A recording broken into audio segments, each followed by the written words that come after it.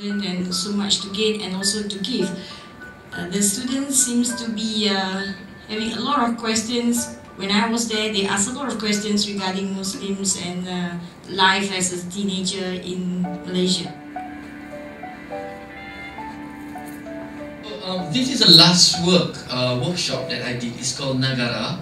Nagara is actually about Lembah Bujang in Malaysia. In November, Ananya is coming to make the work here, and hopefully we will stage this work in New York. So the Fulbright has opened up to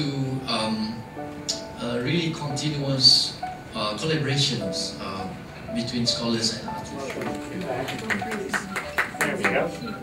It's been a great experience with this program. And I had a few other professors and lecturers who were very supportive of the idea of me going for such a program, given the benefits that you would derive from such an international exposure. We do the selection here in Malaysia before you go. We interview you, look at your files, your applications and all, and then finally we make a decision, and we're very happy to see you go off. But it's really when you come back that we are so happy to see you, because now you've had the experience. And from what I've seen so far, everyone's had a good experience. And as you probably heard many times, Senator Fulbright was a great champion of this for many decades, a very influential and important senator in our Congress.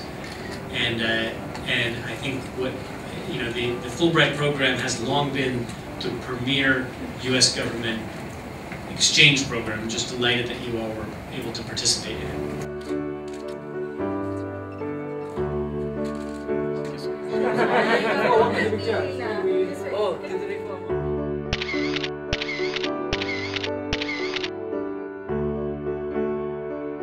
Well, for all educators, all Malaysian teachers, I just want all of the teachers, I think they should have this experience, okay? You know, to look at America from a slightly different perspective. Previously, I was looking at it from the student point of view. You know, you're always busy, but this time, you know, I had much more time to look closely into the culture. First thing, I did notice the professors there are not required to punch in. You know, here we had to punch in and out. You know, but there you don't have classes, you don't have to come to the. I do not have any experience in the United States before. When I went there, I see that actually their teaching, learning and assessment practices are very different from our local university.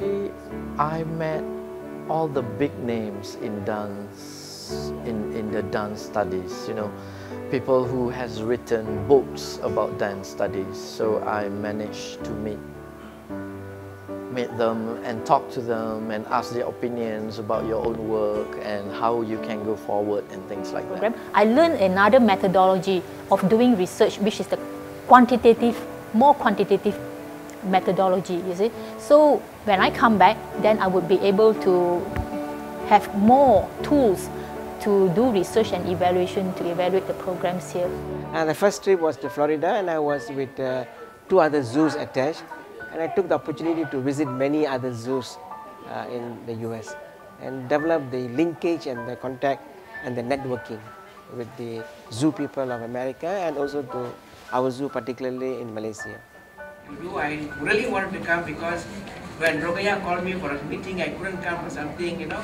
So if any one of you think you have something to offer, you want to offer something to FARM and participate. So Fulbright Alumni of Malaysia, FARM, is an association whereby the alumni of Fulbrighters, after they come back to Malaysia, they get together. So we get together and we organize community activities, outreach programs. We network with other alumni associations, and we try to promote Fulbright spirit in terms of giving talks.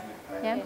So I would like to encourage all of you out there to actually give it a try with Fulbright application, because it's a good opportunity to actually work with an expert in the US. All you need is a good proposal, a good idea, and work it out so that it looks feasible and it utilizes the American expertise and the Malaysian indigenous cultures, languages, technology, you know. So once you have that and you can convince the interviewers, you're on your way. Well, first of all, we do like to see students who have done well in their studies, so they usually will have good grades. But that's not the main thing. We're not necessarily just looking at those with the top marks and these are the ones. We're looking for people who know what they want to do in the US, why they want to go there. Because it isn't necessarily for everyone, but we don't like to see people who necessarily have good grades but say, well, I'll go off to the US because it has famous universities, for example. Well, that's not a good enough reason. We want to see someone who really knows, I want to go to the US because I can get this done or I can do that, and when I come back to Malaysia this will help me in my career, etc. So people with a good idea of what they want to do. We also like to see people who are mature, because we realize it's not necessarily easy to go live in another country, and adapting and that type of thing does take a certain maturity, and we like to see people who are going to represent Malaysia well as well. People who are outgoing, can speak well, and present a good picture of Malaysia. So there's no list of certain criteria. We look at the whole person. And then we also like to see, each year when we send out a group of students, we like to see a variety of different fields. We don't like to see all of them going off in business or engineering or whatever. We like to see some in social sciences, some humanities, some engineering, whatever. But just get a good spread of different fields. No, well, if this is going out to Malaysian students, I encourage them to apply because, as I say, the opportunities are good.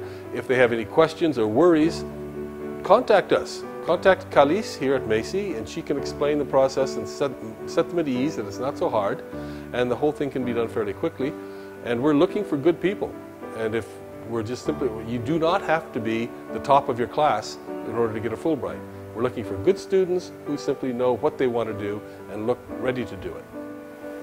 The upcoming programs are for 2012-2013, and our announcement will be out sometime in March, April.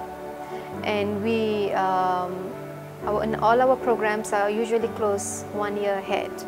So students will have to apply prior to the deadline. So we're really looking at strong application with a very clear and focused proposals. So that's what we really look at. Students must know exactly what they want to do. Exactly. And again, it depends on what type of programs that the students are applying for. So various programs has different requirements. Some programs are master's programs, PhD, graduate programs. They have to be very focused in their objective statement of purpose. For the scholar program, they have to tell us what they want to do, a research or lecturing in the US, and what is their scope. And for the graduates, for the exchange program, we want the student to learn, to share their experience, and to tell us what are they looking for, what they need to learn, and what they want to learn from the United States.